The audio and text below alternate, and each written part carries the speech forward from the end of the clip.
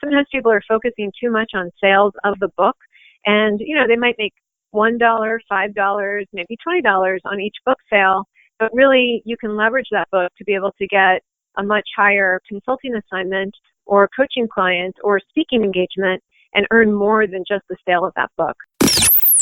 Power to Live More with Joe Dodds. Welcome to the Power to Live More podcast, all about productivity, organisation, well-being, energy and resilience.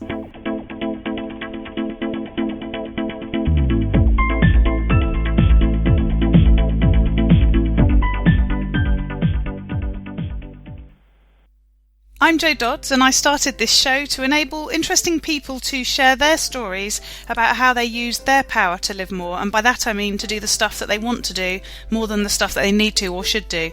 It's about creating a life for yourself where you have the energy, health and space to be happy and fulfilled, spending your time as you'd like, whether that be at work, home or somewhere else entirely. That's your choice. Hello. My name is Ellie Dodds and I'm co-presenter, and today Jo is interviewing Deborah Ager of Radiant Media Labs. Deborah approached us to be on the show, which is happening more often now, so we feel like we are getting out there. As a marketer who has generated $104 million plus and a 25-time book collaborator, Deborah guides businesses who need help with content with what to say and how to say it to gain more business. In short, she mentors them on how to create business-building content and gain more social and website sales. Her clients say her 20-plus years of content and marketing experience helps them avoid common pitfalls so that they can inspire and educate their audience on the path to sales. Her articles have been published in The Week, Narratively, The Tablet, Greatest, and she's spoken at colleges and museums around the USA. Back to the studio. Today I'm interviewing Deborah Ager of Radiant Media Labs. Welcome, Deborah. Thanks for joining me. Thank you so much for having me. I'm really excited to be here with you. Excellent. So start by telling us who you are and what you do and where you do it. Sure. So my name is Deborah Ager, as you know, and I live in Maryland in the U.S., right outside Washington, D.C., and I help coaches to create content that helps them connect with other people while also growing their business. Lovely. I'm just thinking I really must get myself a map for my office and start pinning all the podcast guests' locations. Because I've never been that good at where everything is in relation to each other in America, and I'm thinking this would be a good way, wouldn't it, of starting to really work it all out. Yeah, excellent. Exactly. And I'm learning a lot. Yeah, exactly. And there's been quite a few guests recently talking about the whole concept of content blogging and so on. And it's something that I've said on a number of occasions. I used to do quite a lot of a long time ago and then sort of fell out of love with, if you like. And it's really been interesting to have people in the last few months really raving about the importance of content still. So even though I got a bit bored of it, apparently the internet didn't. So... So great to have you here to continue that conversation. So again, as I've said on many occasions on the podcast, you're one of the guests we have that I'm sure won't have grown up saying this is what you wanted to do, because what you're doing now wasn't really a thing, was it, back in the day? So tell us a bit more about your journey and why you do what you do. Sure. So many years ago, decades ago, I received and earned a graduate creative writing degree. So I have a Master of Fine Arts in Creative Writing. So I've been interested in writing for a very long time. And I actually put myself through grad school as a copywriter.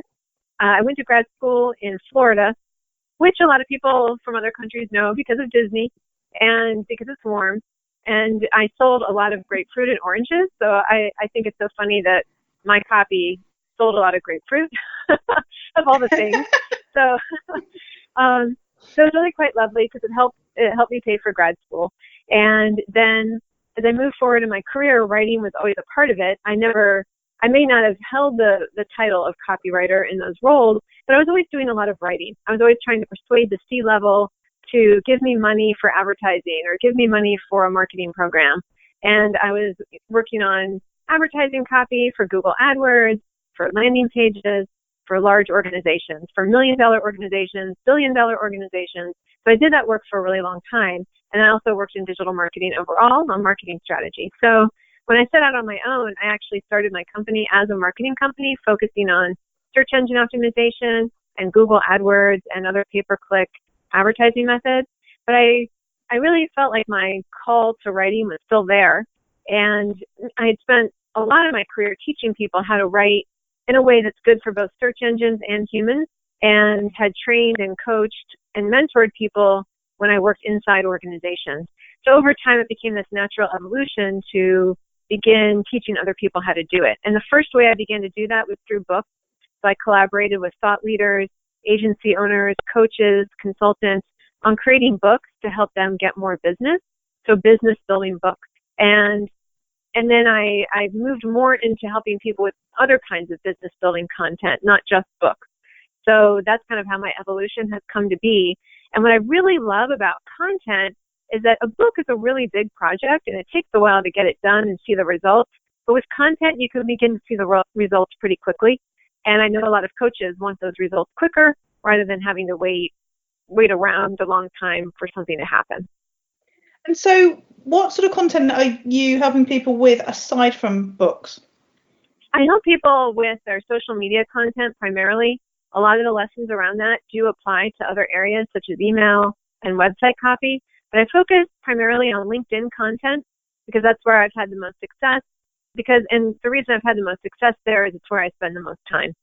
So, and also because my copywriting for that platform, I've developed my systems and processes over time and have figured out what works well on the platform, what doesn't work well, and I'm constantly experimenting to see what's changed, how people react to different kinds of content. So LinkedIn has gone through quite a big change in recent years, I guess, sort of following along a bit with the sort of Facebook sort of lengthier copy sort of stuff. What's working now on LinkedIn, and what do you think is going to happen in the future? Because I think when it first came out that people could start blogging and writing more sort of lengthy copy and video and everything else, people started to think it was going to be like Facebook, and it has been a bit more chatty, definitely. I saw it as a positive, but some people saw it as sort of dumbing down the business angle. Give us some thoughts from your point of view. That's a really good point. There are a lot of people who are unhappy with the business angle or the business focus being lost. But I think that my guess is that LinkedIn knows what they're doing in this space because they wouldn't want to do something that doesn't work. And I think that being able to connect with people and talk about subjects that are not just business focused allows people to connect on another level. And the bottom line is people like to do business with people when they feel like they know them. They're not going to generally do business with strangers or people if they don't know that they can do the work and if they don't know if they like them. It's really important. So I think that having a combination of content is a really good way to go. To sure, include some business content, but also include some other kinds of content that show who you are. And one of the things that I think is important is that a lot of people say that, I think it's become cliche now, but people say you need to provide value and, have a value bomb and offer a value bomb. But I think that we need more than value and content these days.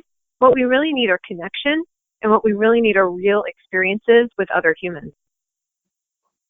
Yes, yeah, it's interesting. I was speaking at an event this morning, and I haven't done lots of that recently for various reasons. And I came away thinking, oh my God, I should do more of this because I like that sort of face-to-face stuff. I'm not so good at doing it online because I feel it's, I don't know, I think because I get less feedback because I like live speaking with real people. I'm not so keen on speaking to nobody, and hoping that somebody will see it somewhere out there in the ether, if you like. But it's interesting that I realised how many ideas and thoughts and tools and things I can share with people in the moment. But I tend to think to myself, I haven't got any content to share. I don't know what to say. Or, I don't know what's topical this week or whatever. But put me in a room with real people and I won't shut up. So it's interesting, the idea of having, more social content and more conversation on LinkedIn, as you say, because that's the bit that sort of drives that connection. But what about for people like me who are much better in real life, if you like? What do you suggest there? What about, I'm sorry, I didn't catch the last part of that. What about what? yeah, people like me who sort of feel like I'm better in real life. How can I use LinkedIn more naturally, I suppose, would be the question. Oh, sure. That's a great question, and one that a lot of people have. I think that video can be good for folks. I know a lot of people find it scary, but if you feel like you're better in real life rather than in the written word, then I think that video can be wonderful, and then use captions or add enough in the post of what you said so that people can read it without having to listen. So I think giving people those options is really important. And I think that sometimes, well, I know that sometimes people get stuck because they sit down to write and then they don't feel like themselves and they can feel uncomfortable with the whole process. But I think sometimes just getting onto video and just talking and keeping it to about a minute or two, knowing your point, talking about something you know well, and then just going for it can do a lot to help with that. And then to your point about what do I do because I'm better in real life, I would leverage that content to be able to connect with people in real life. So I'm having a very small in-person connection / gathering in Maryland where I live. And I'm sort of collecting and gathering some people that I've met online, and we're going to meet up in a co-working space and co-work for a couple hours. So it's just one of the ways I'm always trying to take, when possible, to take the online connections offline to connect with people more deeply when it's possible. And it's not always possible because there might be several countries or an ocean between you and other people. But when it is possible, I think it's wonderful because you really get that, the face-to-face interaction is lovely. Yeah, it's interesting. There's something in Kent, where I live in the UK, called LinkedIn Live, I think. And I think it's connected to a wider organisation. I don't think it is just in Kent. But I went to one of their meetings recently, and there were, I don't know, 200 people or something at the event. And I thought it was quite ironic that it was, all based around an online platform, and yet it was an absolute sort of thriving event offline, at the same time. Yeah, definitely. So back in the day when LinkedIn was sort of first getting going, there was a lot of emphasis on groups, and that was sort of before we had this, social extra blogging, video and everything else stuff that we now have on LinkedIn. Are groups still relevant? Are they still useful to people who want to market their businesses? I think they can be useful. I think if you join groups that are filled with your ideal client or with possible referral partners or business partners of some kind or colleagues, they can be really useful. The one main challenge is that a lot of what gets posted in groups does not get seen unless someone sends you a link to it and you go to it. So in my notification list, I'm never seeing posts from groups. So I think that means that other people are not as well. And so the question remains, how much time does one spend in groups if no one's seeing any content that you post there? I think it can be useful in terms of being able to connect with more people, because if you're connected to people through a group, it allows you to send out some connection requests to people who are in that group, if that's a step that you want to take. So I know a lot of people, including myself, end up using Facebook groups because there's more engagement in those. And then we connect with people on LinkedIn, and then we invite people over to the Facebook groups, which provides a platform that offers more engagement than the LinkedIn groups. Mm-hmm. So tell us a bit about how you work with your clients and what your sort of days look like as a result. Sure. So I have, I'm wrapping up a coaching program that I had with different coaches and consultants on finishing their books. And so I coach them through that process, and it's very similar for content as well. So now I'm gearing up for a 5-day free content challenge.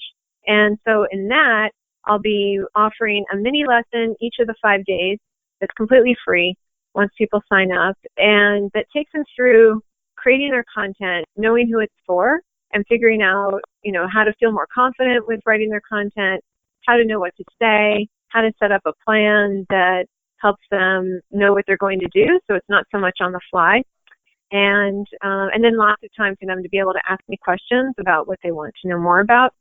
So that's what I have coming up. So I coach people, and I also mentor people. And how do you sort of do that from a shape of running the business. So the delivering the service bit is the sort of coaching and mentoring, and that's when you're working one-to-one. But then obviously there's the whole, marketing of your own business and the running of your own business. How do you, make sure that's all happening when you have that sort of client demand as well? Yeah, well, I focus on, I've tested a lot of different things, and then I've narrowed it down to focus on what works best for me based on what I like to do and based on what works in my business. So a few things. You're a great guest for the show. Yeah, so tell us more. One thing that's really helped me is I've been using a tool called Dubsado, and that automates meeting signups. So people fill out a form on my website, and then they get an email back right away from my system. And then if we end up working together, I send the contract through that. I send emails through that. And so it helps me get things out of my email and into the system so I can go back and see, what was our schedule? What did we decide to do, in that plan that we put together, things like that. It also helps with onboarding and helping them know, here's what's going to happen next, here are the steps. And so I've gotten a lot of positive feedback from that. People like the process that I take them through from the first phone call all the way through to onboarding and working with me. People have said, like, oh my gosh, it's so organized. So I like having that in place. And then another thing that helps save me a lot of time is Calendly to assist with meetings. So I'm doing some live interviews on Facebook over the next couple of weeks. And so just simple things like setting that up so that people can go find the time that works for them and there's not a lot of back and forth. It just ends up saving hours, and you save 2 hours here and 4 hours there, and suddenly you've got a whole bunch of time back. So I'm constantly finding ways to be more efficient with my time. Yes, and I've had feedback in the past. I use Time Trade, similar to Calendly, of people saying, a bit like you said about the sort of contract and communication system. People have booked in for meetings with me and said how professional they think it's been, and it doesn't take too much effort to set up those calendar tools, does it? But actually the impression that it gives in terms of your that I think the value of your time as well as your organization is actually really important in terms of your business profile, if you like. Yeah, exactly. I agree. So any other tools or apps that you use that you would recommend? Well, I love the LinkedIn app. So I love it in order to connect with people on the go. So if I'm in line somewhere, or I have, how we all have that time in between different things, we're out running an errand, we have to get our car fixed, I don't know, whatever it is, and we're stuck waiting for a while, I can keep working in short sprints on LinkedIn. I can post something, I can comment on other people's posts and engage with them. And so I can do that in short sprints throughout the week and sort of use that time that would otherwise just be wasted waiting for something to happen elsewhere. And I find that that's really useful. Lovely. So we talked at the beginning about you helping people to write books. And there was a sort of season a good few years ago where everybody decided they needed to write a book, because I'm trying to think, was it Daniel Priestley's book was one of the things? Was it Daniel Priestley? It was about creating a profile by sort of demonstrating your expertise by writing a book. And everyone said they were going to write a book, but not many people did. and it seems to be sort of getting popular again, but still limited people actually take the time to do it. And I think sometimes when people have written a book, they don't always use it to promote themselves as effectively as they could as well. What are your thoughts around the importance of writing that book, how you do it, and then what you do with it? Well, something I talk about with all content, including books, is knowing your mission and why you're doing something. So not why you're doing your business, why you're doing your book. Sometimes they're the exact same thing. So if you know why the book is going to help you fulfill your mission, then that will help you through the challenging spots. And writing a book is not something you can just do in a few hours. It does take time. And even if you do it all yourself, it takes an investment of time, which also costs you money because you're not spending time on business development during that time.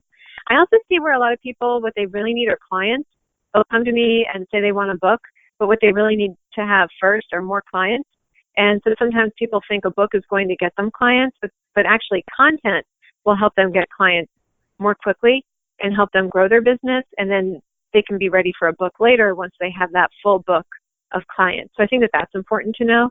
I think also to your point about people have published books and then didn't do much with them, I think that that can come from a mistaken notion that we're just promoting a book. And one thing that I work on with my clients is figuring out how to get the book into the overall marketing of their the overall content marketing of their business. So it's more integrated with their business marketing, and it's not this standalone piece that they're trying to promote separately from their business. So I would say the book needs to be integrated into the business and marketed as an overall piece of the business.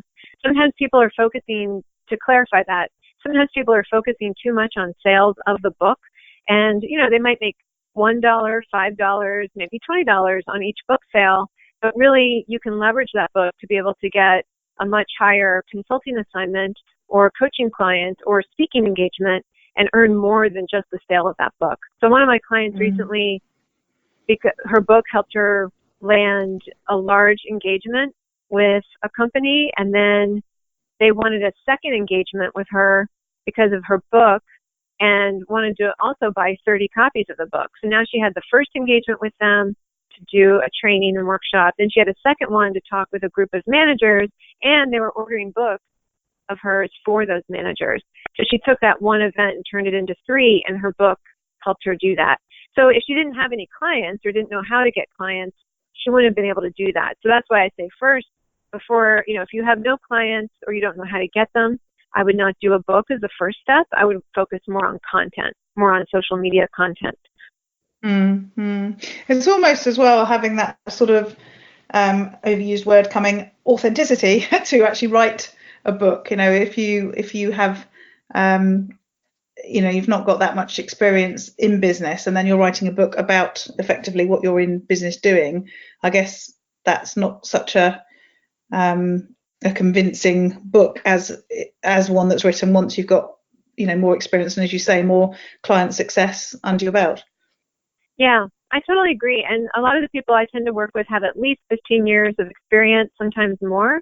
I also encourage people to have their system, their framework, their process mapped out and have enough experience with it to share it with other people. So one example is a client I had. She'd worked for more than 20 years in one profession for a large company, and then she was transitioning to become a partner of a different company in the same field. So she was able to leverage the stories and the experiences she'd had working inside the company. So she had lots of experience to leverage, and so she had a lot of material to put into the book. But to your point, you're absolutely correct. If someone has just been out in the world for 1 or 2 years, it might be too early for them to write a book based upon a framework or system, because they may not have had the time to gain that experience to have the case studies and stories of success that are necessary to make a convincing book. So, change the subject. Yourself and your work and your sort of personal life, given you've been in business for quite a period of time, how do you integrate those two things? And has that changed in the time from when you were working more corporately to now working for yourself? It has changed over time. I've had different models as time went by. So I started out with more of a consultation model, and I was going into client offices sometimes and then doing some of the work from home, but I'd go in for meetings. So I had a schedule that changed quite a bit. And then as I went through that evolution that I mentioned earlier, I ended up working from home more because my clients were distributed around the country. So going into an office to meet with them didn't matter as much. And all of that's affected, the time I have to do non-work activities, the time with my family. So it is nice to work from home. I do also like to get out and meet with people too. So I work that into my schedule in different ways. And you mentioned having a live event with some of your LinkedIn contacts. Is that driven by that need to get out and connect with people, or is it just sort of enhancing what you're doing on LinkedIn with them? Yeah, it's interesting. It kind of came out of this something I started to do just recently called the writing session. So I have these free 30-minute focused writing sessions about once a month that people can sign up for. And it's a way to create space for people to create their content and to create content that really helps them connect with other people. And so when I had that, and I used to teach a class on that several years ago, and people really liked it. It was generative writing, which is generate writing that they can use for a book, for their podcast, for other kinds of content. And so the in-person meeting kind of came out of that. They had this focused space where we would have a little bit of chit-chat, a little bit of getting to know each other, and then we declare what we're going to work on for that time period, and then we work on it. So people really seem to like having that focused time because it's really this distraction city, as I call it, but we have our phones pinging at us, we have, our laptop making noise, so we have all this clutter going on around us. And so having that focused time, and also if we tell other people, it puts a little pressure on us to stay focused, and then we're able to get a lot done in a lot less time. Mm-hmm. It's interesting, some of the sort of concept of co-working spaces, people sort of say that's about some accountability and, having that ability to have the sort of chit-chat with colleagues that you wouldn't have if you worked from home on your own. But when you add in accountability sessions and as you say, sort of quite structured sort of get-togethers, it takes it way past what normal office life is like. I remember working in corporate myself. I wouldn't say that it made us particularly focused or that we were particularly accountable just because we sat near each other. But interesting that when you sort of craft those moments to get together in real life, as it were, it really can help that focus, can't it? Yeah, it sure does. I never thought about it that way, and the way you describe it and how you compare it to working in a corporate office is really interesting. Yeah, I don't remember being that organised before. So what about yourself in learning and developing? You've sort of developed your business, you've changed your focus a bit over the years. How do you keep up with what the sort of current state of affairs is that affects your business, and how do you keep yourself developing? Well, I attend conferences from time to time. It's one way to connect with people and also learn more. And then, although I have recently taken a little time off of conferences, but that was something that I've done for several years. And I also like to read a lot in my industry. So I like to read, what's being put out by content companies and how people are thinking about content. And then also I do my own writing to synthesize what I'm learning from other places. I also read and engage on content on LinkedIn from different people. So that keeps my saw sharp or my knife sharp, so to speak. And so just those methods really help me a lot with figuring things out. I like to listen to podcasts. I like to read books. So those all help me as well. Mm-hmm. And what about your sort of top tip for content currently? What you think people should be focusing on? Well, I think value is important, but I think it's important to think beyond value and to think toward connection and real experiences and how you can share something about yourself. And you don't want to overshare and share too much personal information, but finding the right balance of what you want to share to make people feel connected to you and like they know who you are. So I think that's one thing that's really important. I think also a consistent writing practice is important. And some people think consistent means every day. It might not be every day for you. Maybe you prefer to do all your content creation on Sunday and get it out of the way, and then you don't have to worry about it during the week. You can schedule it and it just goes out. There is some people whose business model definitely doesn't require posting every single day, and they're able to get the number of clients they need by posting in a consistent way that works for them. So consistency can mean 3 days, 5 days a week. It can mean every day. So I think it's important to figure out what that means to you. So those are the two important tips that I would share. Yeah, lovely. Thank you. And what about those days where it doesn't really work out well, when it all goes a bit wrong? How do you deal with those? I kind of rely on my self-care foundation. So I meditate. I do yoga on a regular basis. Oh, and you had asked me earlier about apps I like. One of the apps I really like is Insight Timer. and they provide access to a lot of meditations. Some of them are raindrops that fall on the roof, a recording of that.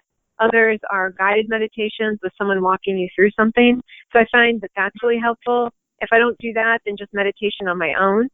And then talking with trusted business colleagues is really helpful. Like just yesterday, I was trying to make a decision about something. I'd pretty much decided, but I wanted to feel good about it and process the decision.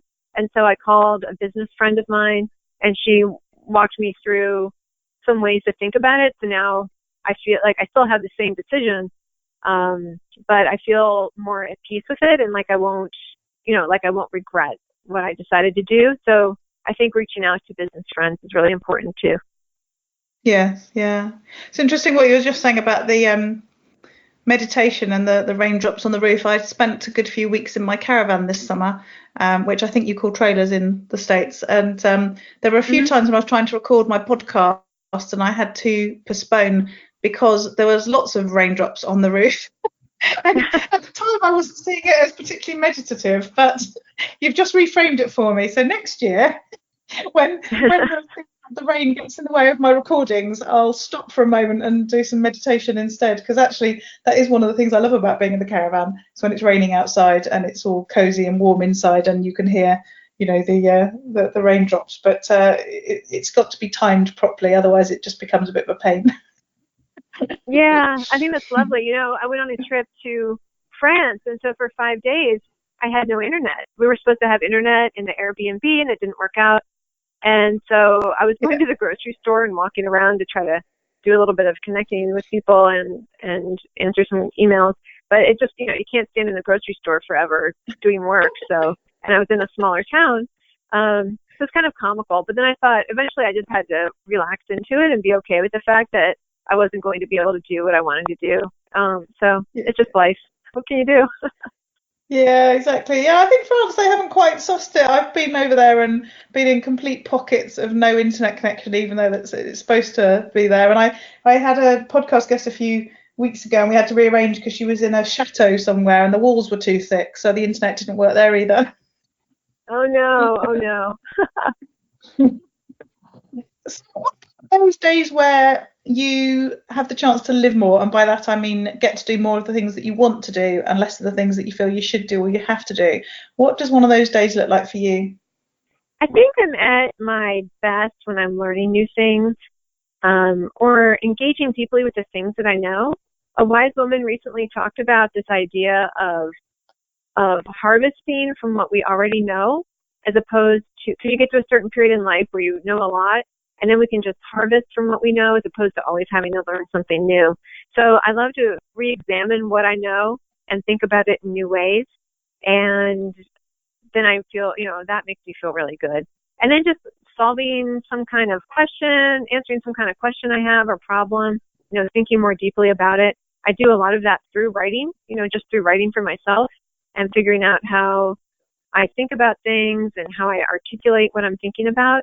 And so all of that feels really good. So, and that helps me live more. Yeah, lovely. I love the idea of sort of knowing, accepting that you know a lot already. I was talking to somebody recently about the whole thing about just-in-time learning and how, that's the sort of learning that's probably most pragmatic, which is only doing the learning when you know that you need to know it. A lot of people just like learning, so off they go and learn tons of stuff, but actually that quite often enables them to procrastinate on actually doing anything or taking action with that learning. So I love the idea of sort of reflecting on what you already know and perhaps using that rather than thinking you must go out and find something new. Exactly. And I think that helps with that shiny object syndrome that a lot of people have. So, where we jump from thing to thing, trying different tactics. The other thing is, when I've had a day like that and I know that I've done my best for that day and I've had the chance to live more, I also just know deep down that I followed my mission, which is helping businesses build relationships and connections through words or through content. And so when I've done that, then I feel really good about my day. Yeah, lovely. Thank you, Deborah. It's been really interesting talking to you. Tell people how they can find out more about you and connect with you. Sure. You can find me on LinkedIn. You can search my name, Deborah Ager. And then there's also my website, radiantmedialabs.com. Those are two great ways to connect with me. Lovely. I'd have been really disappointed if you hadn't have said LinkedIn. I also have a Facebook group, so feel free to connect with me there. You can always email me, Deborah@radiantmedialabs.com as well. Lovely. Thank you. Thank you. All this information is available in the show notes. If you go to powertolivemore.com/ in this case 141, then you'll find them there. And this week I'm not going to share any words of wisdom. I'm just going to say have a good week. I'm actually in Spain visiting my cousin, living more. And we're about to go out because it's sunny and it's going to rain for the rest of the week. So I've got to go. So I'll be back next week with some thoughts for you. So again, the show notes are at powertolivemore.com/141. And we look forward to speaking to you next week. Use your power to live more.